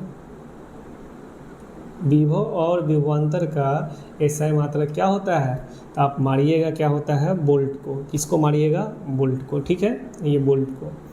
अब ओम दिया हुआ है, ऑप्शन नंबर बी में क्या दिया हुआ है, ओम। ऑप्शन बी में दिया हुआ है ओम, तो ये ओम किसका होता है एसआई मात्रक, तो ओम होता है प्रतिरोध का। प्रतिरोध को ऐसे उल्टा लोटा से दिखाते हैं, ये है प्रतिरोध, ये क्या है, प्रतिरोध। इसका एसआई मात्रक क्या होता है, ओम, ऐसे अक्षर से दिखाते हैं, तो इसका समझा दिए। एम्पियर, ये जो तीसरा ऑप्शन है, तीसरा नंबर पे जो हमारा ऑप्शन है एम्पियर, ये विद्युत धारा का मात्रक होता है। किसका मात्रक होता है, विद्युत धारा। विद्युत धारा को किस अक्षर से दिखाते हैं, आई से। इसका मात्रक क्या होता है, एम्पियर। तो याद रखिएगा इतना बात। अब चलते हैं नेक्स्ट क्वेश्चन पे। अमीटर को विद्युत परिपथ में कैसे जोड़ा जाता है, बड़े अच्छा क्वेश्चन है, यहाँ से भी क्वेश्चन पूछता है। यहाँ 2 मीटर पढ़ना है, विद्युत धारा चैप्टर में 2 मीटर पढ़ना है। एगो का नाम है अमीटर, मीटर, और एगो का नाम है वोल्ट मीटर, वोल्ट मीटर। पहले ये समझिए कि अमीटर का काम क्या है और वोल्ट मीटर का काम क्या है। तो याद रखिएगा अमीटर क्या करता है, विद्युत धारा को मापता है। अमीटर किसको मापता है, विद्युत धारा को। अमीटर किसको मापता है, विद्युत धारा, यानी विद्युत धारा मापने वाले मशीन का नाम क्या है, तो विद्युत धारा मापने वाला मशीन का नाम है अमीटर। और वोल्ट मीटर क्या है, तो वोल्ट मीटर क्या मापता है, विभवांतर मापता है। वोल्ट मीटर किसको मापता है, विभवांतर, याद रहेगा। अब अमीटर को जब हम कोई सीरीज मतलब कोई परिपथ में जोड़ेंगे तो कैसे जोड़ेंगे, तो अमीटर को सीधा है, हम जानते हैं परिपथ में 2 प्रकार से जोड़ा जाता है। या तो श्रेणी क्रम में जोड़ा जाता है। श्रेणी क्रम में क्या होता है, एक का प्लस दूसरे के माइनस के साथ, फिर इसका माइनस इसके प्लस के साथ, फिर इसका प्लस उसके माइनस के साथ। ठीक है, इस प्रकार से जोड़ा जाता है। तो याद रखिएगा अमीटर को विद्युत परिपथ में श्रेणी क्रम में जोड़ा जाता है। जबकि वोल्ट मीटर पूछता है कि वोल्ट मीटर को कैसे जोड़ा जाता है, तो वोल्ट मीटर को जोड़ा जाता है समांतर क्रम में। ऑप्शन ए में दिया है श्रेणी क्रम, ऑप्शन बी में समांतर क्रम, ऑप्शन सी में दोनों क्रम, ऑप्शन डी में कोई नहीं। तो इसका आंसर क्या हो जाएगा बताइए आप लोग। अमीटर को क्या बोले, श्रेणी क्रम में जोड़ा जाता है। जबकि वोल्ट मीटर पूछता है जिससे विभवांतर मापते हैं, वोल्ट मीटर से विभवांतर मापते हैं और उसको जोड़ा जाता है समांतर क्रम में। अभी पूछा नहीं है, आपकी परीक्षा में पूछ सकता है, याद रखिएगा। नेक्स्ट क्वेश्चन है हमारा, मानव नेत्र वस्तु का प्रतिबिंब निम्न में से किस भाग पर बनाता है। यानी हमारा जो आँख है ये प्रतिबिंब आँख के किस भाग पे बनाता है ये पूछा है। तो आपको पता होगा कि आँख के अंदर प्रतिबिंब कहाँ पे बनता है, रेटिना पे। कहाँ पे बनता है, रेटिना पे। लेकिन आपसे एग्जाम्पल बदमाशी करेगा, रेटिना नहीं दे करके दे देगा दृष्टिपटल। क्या दे देगा, दृष्टिपटल। तो रेटिने को हिंदी में क्या कहते हैं, दृष्टिपटल। याद रखिएगा कि मानव नेत्र में प्रतिबिंब किस स्थान पे बनता है, तो रेटिना या दृष्टिपटल। क्या हो जाएगा हमारा आंसर, रेटिना या दृष्टिपटल। लेकिन कॉर्निया दिया हुआ है ऑप्शन 1 में, इसको भी पढ़ते हैं। ऑप्शन बी में आइरिस है, ऑप्शन सी में रेटिना, ऑप्शन डी में पुतली। तो 24 का आंसर हो जाएगा सी। अब थोड़ा कॉर्निया के बारे में जान लेते हैं। जब मनुष्य कभी कोई कारण से मर जाता है अचानक से कुछ से, तो हम अपने आँख को क्या करते हैं, दान कर देते हैं। तो आँख का पूछेगा कौन सा भाग दान किया जाता है, आँख में बहुत सारा भाग है। तो आँख का जो भाग है उसका नाम है कॉर्निया। यही कॉर्निया को हम क्या कर देते हैं, दान कर देते हैं। याद रखिएगा, मरने के 6 घंटा के बाद तक भी हम आँख को क्या कर सकते हैं, दान। इसके बाद आँख हमारा ख़राब हो जाता है। तो हम पूछेगा हमसे कि कॉर्निया क्या है, तो याद रखिएगा कॉर्निया, हम आँख का यही भाग क्या करते हैं, दान। कॉर्निया के बारे में आप इतना याद रखिएगा। आइरिस, आइरिस को कहते हैं परितारिका हिंदी में। याद रखिएगा आइरिस को क्या कहते हैं, परितारिका। इसके बारे में सीखिए परितारिका क्या है। तो आप याद होगा कि मान लीजिए हम आपको बता देते हैं हमारा आँख ऐसा है, ठीक है। आँख के जो एकदम बीच में, हम यहाँ पे दूसरा कलर काला कर दे रहे हैं, देखिएगा ये जो बीच में काला कलर है, ये काला कलर को कहते हैं पुतली या पुपिल। पुतली या पुपिल। इस काला वाले भाग से आँख के अंदर प्रकाश जाता है, ठीक है। और प्रकाश कम जाएगा कि ज़्यादा, यानी ये जो काला वाला भाग है इसको, इस छेद रहता है, समझिए एक प्रकार से होल है एक प्रकार से, लेकिन होल है नहीं वास्तव में, प्रकाश इस रास्ता से जाता है इसलिए हम इसको होल कर दिए अभी। ये इस कभी छोटा हो जाएगा तो कभी बड़ा हो जाएगा। आप देखिएगा जब आप अंधेरा में आइएगा तो ये काला वाला भाग है ये बड़ा हो जाएगा, जबकि जब आप तेज़ धूप में जाइएगा तो ये काला वाला भाग है पुतली जो है आपका छोटा हो जाएगा, है ना। तो पुतली का छोटा बड़ा करना यानी पुतली को कम या बढ़ाना किसका काम है, परितारिका का। फिर दूसरा पूछेगा पुतली छोटा बड़ा हो रहा है तो यानी प्रकाश कम जाएगा कि ज़्यादा, यानी प्रकाश के मात्रा का नियंत्रण करना भी किसका काम है, आइरिस या परितारिका का काम है, ठीक है। किसका काम है, आइरिस या परितारिका का। याद रहेगा कि नहीं आपको।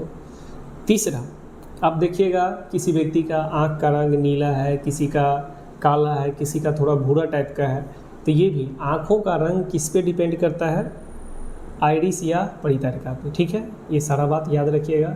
रेटिना के बारे में बता दिए कि आँख के अंदर प्रतिबिंब पूछेगा किस स्थान पे बनता है, तो रेटिना पे। पुतली के बारे में भी बता दिए कि आँख के अंदर प्रकाश जो जाता है, आँख के अंदर प्रकाश किस रास्ता से जाता है, तो पुतली के द्वारा, इसको इंग्लिश में पुपिल कहते हैं। याद रखिएगा पुतली तेज़ धूप में जाने पे, तेज़ प्रकाश में जाने पे छोटा हो जाता है, जबकि कम प्रकाश में जब हम जाते हैं अंधेरा भाग में या थोड़ा छाया टाइप में, तो हमारा पुतली क्या हो जाता है, बड़ा, ठीक है। ये भी याद रखिएगा।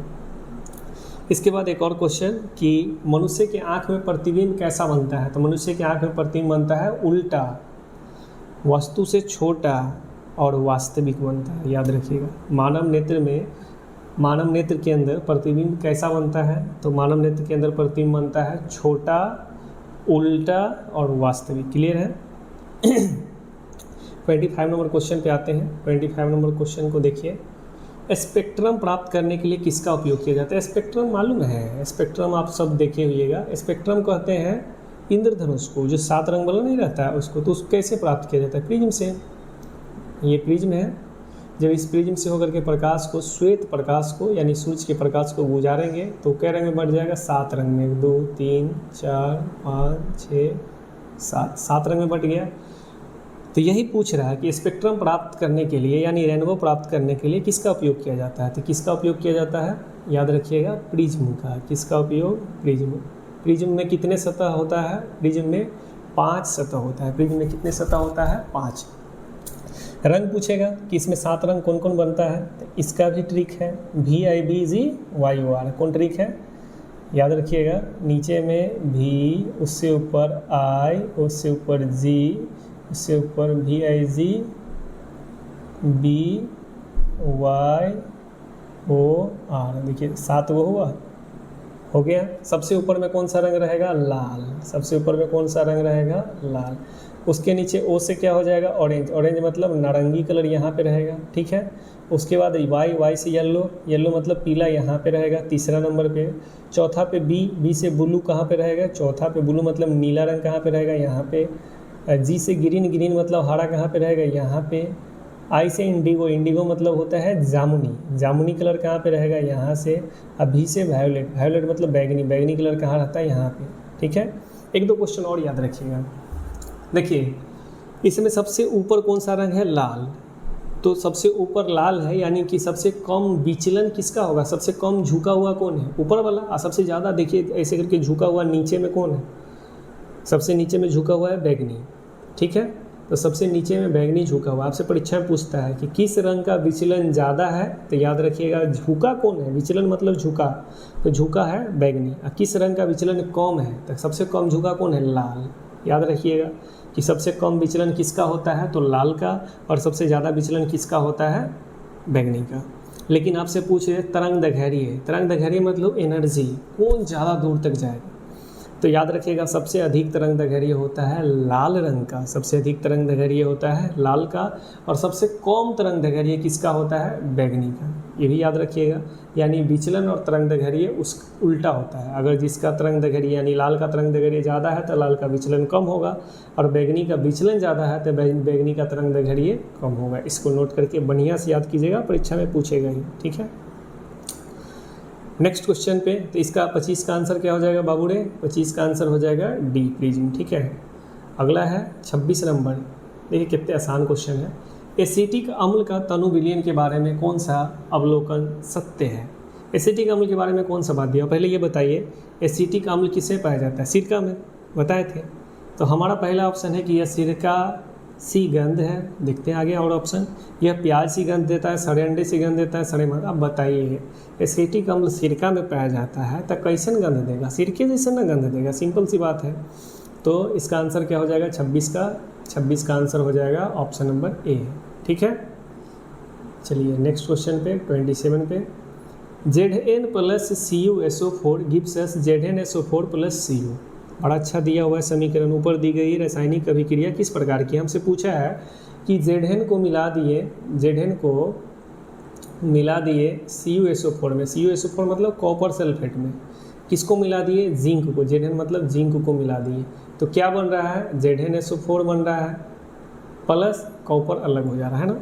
तो देखने से ही लग रहा है कि, ध्यान से सुनिएगा, जब कोई तत्व या यौगिक दूसरे तत्व या यौगिक को विस्थापित कर दे तब हम उसे क्या कहते हैं, विस्थापन अभिक्रिया या एकल विस्थापन अभिक्रिया। ठीक है, जब कोई तत्व या यौगिक कोई दूसरे तत्व या यौगिक को विस्थापित कर दे तब हम उसे क्या कहते हैं, एकल विस्थापन अभिक्रिया या सिंपल विस्थापन अभिक्रिया। ठीक है, सीधे विस्थापन अभिक्रिया कहेंगे। यहाँ पे भी देखने से लग रहा है कि Zn कहाँ है, इधर कॉपर सल्फेट है, ध्यान से देखिए कॉपर सल्फेट है,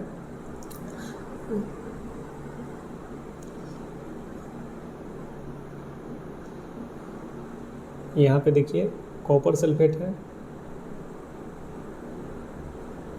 और यहाँ पे क्या है, Zn है। कॉपर सल्फेट में ध्यान से देखिए कि जैसे कॉपर सल्फेट में हम किसको मिला दिए, जिंक को। किसको मिला दिए, कॉपर सल्फेट में जैसे ही मिला दिए जिंक को। कॉपर सल्फेट में से ध्यान से देखिए, यहाँ से अगला स्टेप में जहाँ पे यहाँ पे जिंक है, पहले यहाँ पे क्या था, कॉपर था, यानी कॉपर क्या हो गया, हट गया। यहाँ से कॉपर हट के यहाँ पे क्या चढ़ गया है, जिंक चढ़ गया है।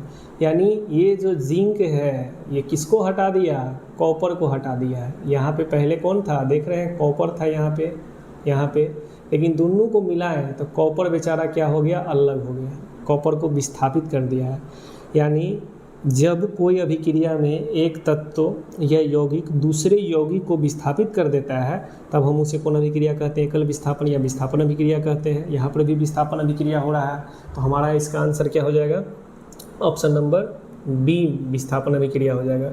एक चीज़ और याद रखिएगा, ऐसा क्यों होता है, तो ऐसा इसलिए होता है कि जिंक जो है, जिंक ये ज़्यादा अभिक्रियाशील है, किससे, कॉपर से।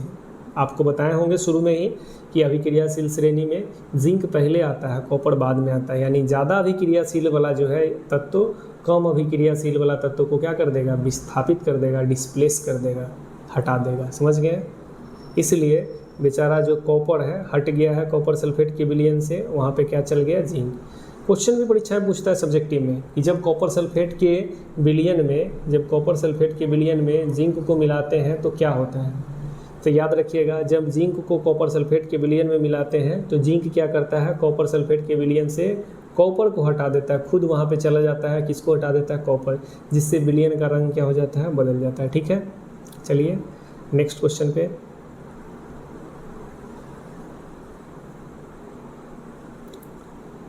रासायनिक अभिक्रिया के दौरान किस पदार्थ में ऑक्सीजन का ह्रास होता है। 28 नंबर क्वेश्चन है कि रासायनिक अभिक्रिया के दौरान किसी पदार्थ में ऑक्सीजन का ह्रास कहलाता है। याद रखिएगा, ऑक्सीजन का ह्रास पूछा, यहाँ पे समझिएगा दो अभिक्रिया को आप ध्यान रखिएगा। कौन कौन दो अभिक्रिया हम आपको समझा रहे हैं। एओ का नाम है ऑक्सीकरण, ऑक्सीकरण, ठीक है। आयो का नाम है अवकरण, अवकरण। ऑक्सीकरण का ही दूसरा नाम है उपचयन, उपचयन। अवकरण का नाम है अपचयन। बड़ी अच्छा शब्द है, ध्यान से सीखिएगा, अपचयन। ठीक है, थोड़ा थोड़ा का अंतर है। अब देखिए ऑक्सीकरण में क्या होता है। ऑक्सीकरण अभिक्रिया किसको कहेंगे, जब कोई अभिक्रिया में ऑक्सीजन जुट जाएगा, ऑक्सीजन क्या होगा, जुट जाएगा, और नहीं तो हाइड्रोजन क्या हो जाएगा, हटेगा।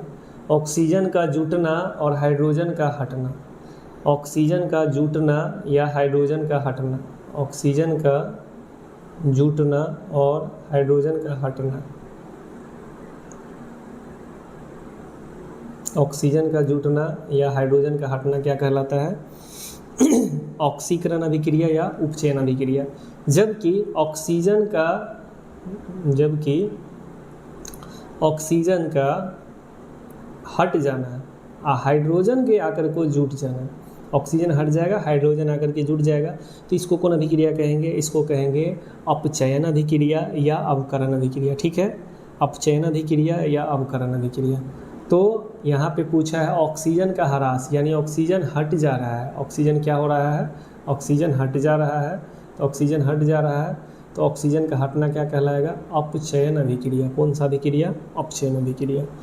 ऑक्सीजन का हटना नहीं देता तो यहाँ पे क्या दे देता, दूसरा भाषा में हाइड्रोजन का जुटना, फिर भी आंसर क्या हो जाता, अपचयन अभिक्रिया। ठीक है, नेक्स्ट क्वेश्चन पे आइए। निम्नलिखित में से कौन लवण है। देखिए लवण को पहचानना कितना आसान है। सबसे पहले HCl, आपको इसके बारे में हम पहले बता दिए थे कि HCl अम्ल है, हाइड्रोक्लोरिक अम्ल जो हमारे पेट में पाया जाता है। कौन सा अम्ल, HCl पाया जाता है। ठीक है, तो ये तो अम्ल हो गया। इसका pH मान बताए थे 0 के आसपास होता है, बहुत खतरनाक अम्ल होता है। ठीक है, हमारे अमाशय में पाया जाता है HCl, जो भोजन में उपस्थित बैक्टीरिया को मारता है। तो ये तो अम्ल हो गया, हमको लवण पूछा है, अम्ल नहीं। और देखिए जिसमें OH लगा हो, यहाँ पे OH लगा हुआ है, NaOH, OH लगा हुआ है, यहाँ पर भी OH लगा हुआ है। तो कोई भी ऐसे यौगिक में OH एक साथ आ जाए, OH लगा होगा, तो ये क्षारक होगा। ये क्या होगा, क्षारक। तो ये दोनों तो क्षारक है, ये अम्ल है। अब जो बच गया यही ना हमारा लवण होगा, K2SO4। तो ये K2SO4 ये जो है पोटेशियम सल्फेट, ये हमारा क्या है, लवण है। तो 29 नंबर का आंसर बाबू रे क्या हो जाएगा, C। क्लियर है। अगला, निम्नलिखित में कौन एक अपघटन अभिक्रिया है। 30 नंबर, अपघटन। अपघटन अभिक्रिया का दूसरा नाम क्या है, वियोजन अभिक्रिया। याद रखिएगा, वियोजन अभिक्रिया। कौन अभिक्रिया, वियोजन। और इसका अर्थ क्या होता है, अपघटन या वियोजन का अर्थ क्या होता है, टूट जाना। क्या हो जाना, टूट जाना। वियोजन या अपघटन का अर्थ क्या होता है, टूट जाना। हमसे क्वेश्चन पूछा है कौन वियोजन अभिक्रिया नहीं है, यानी कौन अपघटन अभिक्रिया नहीं है। ऑप्शन 4 को दिया हुआ है, 4 गो में से 3 गो होगा, 1 गो नहीं होगा। हमको नहीं बोला बताना है कि कौन अपघटन नहीं है, यानी किसमें पदार्थ नहीं टूटता है। ठीक है, चेक करते हैं। देखिए कुछ नहीं है, इतने आसान क्वेश्चन रहता है एग्जाम में, आप समझ गए तो यूँ बना दीजिए। देखिए यहाँ पे CaCO3 दिया हुआ है कि नहीं, CaCO3 बड़का टाके है। ये सीधा सी बात है, एगो बड़का टाके पदार्थ है, ये टूट के कै गो बना है, 2 गो बना है, यानी लड्डू टूट के 2 गो क्या बन गया, बुनिया। तो ये तो है भाई, जब एगो टूट के 2 गो बना, दिखाई दे रहा है कि बड़का टूटा है तो 2 गो छोटका बना है, तो यानी अपघटन अभिक्रिया ये है। हमसे पूछा नहीं, तो ये आंसर नहीं होगा। यहाँ भी देखिए ClO3, यहाँ पे दिया हुआ है 2KClO3 दिया हुआ है। ये भी बड़ा सा यौगिक है, ये टूट करके 2KCl O2 3O2 बना हुआ है, यानी बड़का लड्डू टूट के छोटा छोटा दूगो बुनिया बना, स्पष्ट दिखाई दे रहा है। एगो बड़का पदार्थ टूट के छोटा छोटा कईगो पदार्थ बनेगा, ये सब वियोजन या अपघटन कहलाएगा। हमसे पूछा है कौन नहीं है, तो पहला दूसरा ऑप्शन तो अब वियोजन या अपघटन अभिक्रिया है। तीसरा ऑप्शन देखिए, आई में छोटका छोटका एगो ई बुनिया एगो ई बुनिया H2 और Cl2, ये तो बुनिया है, ये दोनों जुट गया है, यहाँ एक बना है। देखिए इधर दूगो था, इधर बन गया एगो, यानी H2 और Cl2 दोनों को मिलाने से बन गया 2HCl, तो ये जुट गया है। तो ये वियोजन या अपघटन नहीं, ये तो संयोजन हुआ। जुटना का मतलब संयोग होना, तो हमारा ऑप्शन सी हो जाएगा। ठीक है, फिर से समझा रहे हैं, एक बार समझिएगा, अच्छा क्वेश्चन है। वियोजन या अपघटन किसको कहते हैं? जिसमें बड़ा पदार्थ टूट के छोटा छोटा पदार्थ बन जाएगा, तो वो वियोजन अपघटन अभिक्रिया हो गया। और छोटा छोटा पदार्थ मिल के एगो बड़का पदार्थ बना लिया, तो वो संयोजन अभिक्रिया हुआ। पहला ऑप्शन में देखिए, बड़का पदार्थ टूट करके बड़का लड्डू टूट के छोटा छोटा दूगो बुनिया बना है CaO और CO2, तो ये तो वियोजन अभिक्रिया है या अपघटन अभिक्रिया है। ऑप्शन बी में भी बड़का पदार्थ टूट करके KCl प्लस 3O2 बना है, ये भी वियोजन या अपघटन अभिक्रिया है। ऑप्शन सी में देखिए, दूगो छोटा छोटा पदार्थ जुट के एगो बड़का बना है, जुट गया जब ये तो संयोजन, तो छोटा छोटा, यानी ऑप्शन नंबर सी संयोजन अभिक्रिया है। हमसे पूछा था कि कौन अपघटन नहीं, तो ये तो अपघटन नहीं, ये संयोजन है, तो ऑप्शन नंबर 30 का सी। क्लियर है। अगला है, निम्नलिखित क्षारकों में कौन सा परवल क्षारक है? परवल क्षारक याद रखिएगा, परवल क्षारक पूछे, ये सब क्षारक है, क्योंकि क्या लगा हुआ है OH OH OH OH। और सबसे परवल क्षारक पूछेगा तो याद रखिएगा सोडियम हाइड्रोक्साइड होता है, याद कर लीजिएगा NaOH sodium hydroxide, option number B for ball. तो ये जो है सबसे परवल क्षारक है। क्लियर है। अगला है क्वेश्चन नंबर 32, निम्न में से कौन सूर्य के प्रकाश में अपघटित हो जाता है? यानी जब सूर्य का प्रकाश पड़ता है तो कौन सा टूट जाएगा? ठीक है, तो याद रखिएगा दुइये वो चीज़ है, दुइये वो आप याद रखिएगा यौगिक जो सूर्य के प्रकाश में टूटता है। सबसे इम्पोर्टेंट है, एगो का नाम है सिल्वर क्लोराइड, एगो का नाम है सिल्वर ब्रोमाइड। सिल्वर क्लोराइड याद करने वाला क्वेश्चन है, एगो का नाम है सिल्वर ब्रोमाइड। ये दोनों याद रखिएगा, सिल्वर ब्रोमाइड, ये दोनों ऐसा यौगिक है जो सूर्य के प्रकाश में अपघटित हो जाता है, यानी टूट जाता है। तो ऑप्शन डी में देखिए सिल्वर क्लोराइड दिया हुआ है, ऑप्शन डी में, तो हमारा आंसर क्या हो जाएगा? Silver chloride. अगर सिल्वर ब्रोमाइड रहता तो वो भी सही होता, लेकिन यहाँ केवल एक है सिल्वर क्लोराइड, तो ऑप्शन डी हो जाएगा। ठीक है। अगला है 33 नंबर, निम्न में कौन गंधीय सूचक, यानी जिस सूचक, यानी सूचक किसको कहते हैं? जो अम्ल और क्षारक का पहचान करता है उसको सूचक कहते हैं। तो गंध के द्वारा जो हमें अम्ल या क्षारक का पहचान कराता है गंध से, उसको क्या कहते हैं? गंधीय सूचक। वैनिला में गंध होता है, प्याज में भी गंध होता है, लौंग के तेल में भी गंध होता है, यानी हमारा आंसर हो जाएगा डी, सभी। 33 का आंसर क्या हो जाएगा? सभी। जो गंध देता है उससे कुछ पहचान किया जाता है अम्ल क्षारक का, तो वो क्या कहलाएगा? गंधीय सूचक, यानी option number D. 34 number question, निम्न में कौन सा बुझा हुआ चूना है? इंपॉर्टेंट है, हम जब आपको पढ़ाए होंगे केमिस्ट्री पहला चैप्टर, तो उसमें देते हैं जो कुछ महत्वपूर्ण यौगिक, उसमें सबका नाम दिया हुआ है उसी से। देखिए कौन बुझा हुआ चूना है, पहले ऑप्शन ए पे डिस्कस करते हैं। CaO, ये सूखा चूना है, दुकान में आप जाइएगा दिवाली के टाइम में खरीदने, जो पैकेट में चूना रहता है जिसे पानी नहीं मिलाते हैं, घर लाते हैं तब उसमें पानी मिलाते हैं, तो ये पैकेट में जो रखा रहता है सूखा हुआ चूना, उसका सूत्र होता है CaO कैल्शियम ऑक्साइड। ठीक है, हमसे सूखा नहीं पूछा है, हमसे पूछा है भींगा चूना, बुझा हुआ चूना। अब है दूसरा नंबर पे CaOH के हॉल्टोइस, है ना, कैल्शियम हाइड्रोक्साइड कहते हैं, ऑप्शन बी में जो दिया हुआ है। ये कब होता है? यही सूखल चूना में हम पानी में मिला दिए, सूखल चूना को जल में मिला दिए, तो यही बनेगा, ऑप्शन नंबर बी बनेगा, CaOH के हॉल्टोइस बनेगा। ठीक है, जिसको कहते हैं कैल्शियम हाइड्रोक्साइड। तो कौन सा बुझा हुआ चूना हो गया? Option number B. Option number C में है सोडियम हाइड्रोक्साइड, तो ये तो सोडियम हो गया, तो चूना है ही नहीं। ऑप्शन डी में भी सोडियम हाइड्रोक्साइड ही है, उसमें बाहर में 3 लगा हुआ है, तो ये सब तो है ही नहीं, सोडियम तो होगा नहीं, ये सब तो है नहीं। ये हो गया सूखल चूना, ये हो गया बुझा हुआ या भीगा हुआ चूना। ठीक है, ये बनता कैसे है? तो एक बार इसका समीकरण भी देख लीजिए कि दुकान से खरीद के लाए ये वाला चूना, CaO मिला दिए इसमें पानी, और जैसे जल मिलाएंगे तो बुझ जाएगा चूना, ये है सूखल चूना, और मिला दिए वो वाले पानी, तो बूझल चूना बज, तो इसको बूझे चूना दोनों मिला देंगे तो बूझल कैसे बनेगा, बन जाएगा CaOH के हॉल 2। ऐसी समीकरण भी याद रखिएगा। ये था सूखा हुआ चूना, घर ला के हम बाल्टी में से पानी मिला दिए, दोनों को मिला दिए तो बन गया ये, यही हो गया बुझा हुआ चूना या भींगा हुआ चूना। क्लियर है, ऑप्शन बी। अगला क्वेश्चन 35 नंबर क्वेश्चन है, लोहे से जिंक को लेपित करने की क्रिया को क्या कहते हैं। देखिए, लोहे से जिंक को लेपित करने की प्रक्रिया को क्या कहते हैं, तो ध्यान से देखिएगा।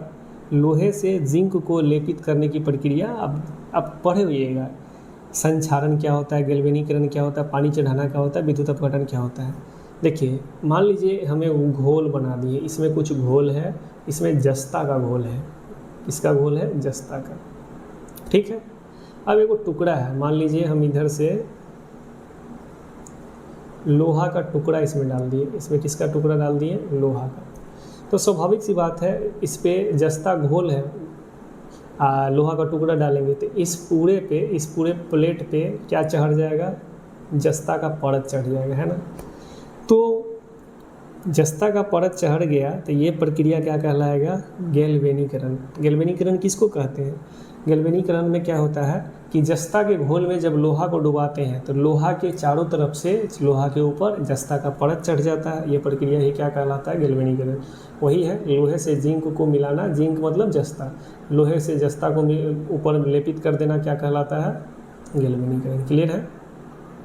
36 नंबर क्वेश्चन है, निम्न में कौन एक रेडॉक्स अभिक्रिया है। समझिएगा, रेडॉक्स अभिक्रिया किसको कहते हैं, तो जब ऑक्सीकरण और अवकरण अभिक्रिया एक साथ होती है तो उसे क्या कहते हैं, रेडॉक्स अभिक्रिया। Option number B. ऑक्सीकरण समझा रहे हैं, ऑक्सीजन का जुटना और हाइड्रोजन का हटना ऑक्सीकरण अभिक्रिया कहलाता है। उसके बाद अवकरण अभिक्रिया क्या होता है, अवकरण अभिक्रिया ऑक्सीजन का हटना या हाइड्रोजन का जुटना। ठीक है, अवकरण अभिक्रिया कहलाता है। ऑक्सीकरण का दूसरा नाम क्या है, उपचयन अभिक्रिया। अवकरण का दूसरा नाम क्या है, अपचयन अभिक्रिया। ऑक्सीकरण में ऑक्सीजन जुटेगा, हाइड्रोजन हटेगा, जिसको उपचयन भी कहते हैं, और अवकरण में जिसको अपचयन कहते हैं, इसमें ऑक्सीजन हटेगा, हाइड्रोजन जुटेगा। तो ऑप्शन नंबर बी। इसमें देखिएगा तो हाइड्रोजन यहाँ से क्या हो रहा है, हट रहा है, इधर आकर के इधर फिर इस क्लोरीन में हाइड्रोजन एक जगह जुट जा रहा है। तो वही हाइड्रोजन का हटना एक बार हो जाएगा, जब हाइड्रोजन हटेगा तो ऑक्सीकरण, और जब हाइड्रोजन जुटेगा तो अवकरण। 37 नंबर है, निम्न में से कौन सा आयन लाल लिटमस को नीला करता है। समझिएगा, लाल लिटमस को नीला कर रहा है, लाल को कर दे रहा है नीला, तो ये कौन काम करता है, इसे क्षारक। कौन काम करता है, क्षारक। और जब क्षारक होगा कहीं पे भी तो क्षारक को कौन लेटर से दिखाते हैं, OH-। क्षारक को किस अक्षर से दिखाते हैं, OH-। तो अब सीधा समझिए, लाल लिटमस पत्र को नीला कर रहा है, यानी ये काम करेगा, ये चुट्टा क्षारक करेगा। कौन करेगा, क्षारक। क्षारक को दिखाते हैं OH से, तो ऑप्शन नंबर बी, OH-। ठीक है, चलिए ये हमारा आज का पार्ट 1 था। कल या नेक्स्ट वीडियो में आपको पार्ट 2 देंगे। आज 37 तक ही। अभी हमारे पास क्वेश्चन का कलेक्शन बचा हुआ है, अच्छे क्वेश्चन है। टोटल मिला के हमारे पास 80 क्वेश्चन है, देख रहे हैं आप। अभी 2 पेज बचा हुआ है, कल या नेक्स्ट कभी वीडियो ला देंगे। कैसा लगा आपको ये क्लास बताइएगा, और हमें क्या इसमें सुझाव दीजिए कि इसमें क्या हम चेंज करें, और अगला जो टेस्ट लाए ये किस सब्जेक्ट पे लाए, वो कमेंट करके बताइएगा। तो हम दूसरे सब्जेक्ट सोशल साइंस में हिस्ट्री, पॉलिटी, ज्योग्राफी, इकोनॉमी उस भी पढ़ा देंगे। केमिस्ट्री का भी ला सकते हैं, बायोलॉजी, केमिस्ट्री कह दिए, पूरा साइंस का तो मिक्स वाला लाएंगे। उधर हिस्ट्री सबका अलग भी ला सकते हैं या साथ में भी ला सकते हैं, जैसे आप लोग बताइएगा। हम नेक्स्ट वीडियो वैसे अपलोड कर देंगे। मैथ का भी बना सकते हैं, तो आप कहिएगा, वो चैप्टर का हम बना देंगे, ऑब्जेक्टिव का, सब्जेक्टिव का, बोथ का। ठीक है, जब तक मिलते हैं, गुड बाय। और याद रखिएगा कि सफलता सिर्फ सोने से नहीं, सफलता कलम घसने से मिलती है। मेहनत कीजिए। जून ख़त्म हो रहा है, आपको 1-2 महीना टाइम बचा हुआ है पढ़ने वाला। फिर ठंडी आ जाएगा तो फिर पढ़ने में मज़ा नहीं आएगा। अब भी समय है, पढ़िए। ठीक है दोस्तों, गुड नाइट। मिलते हैं फिर नेक्स्ट वीडियो में। Thank you, bye bye.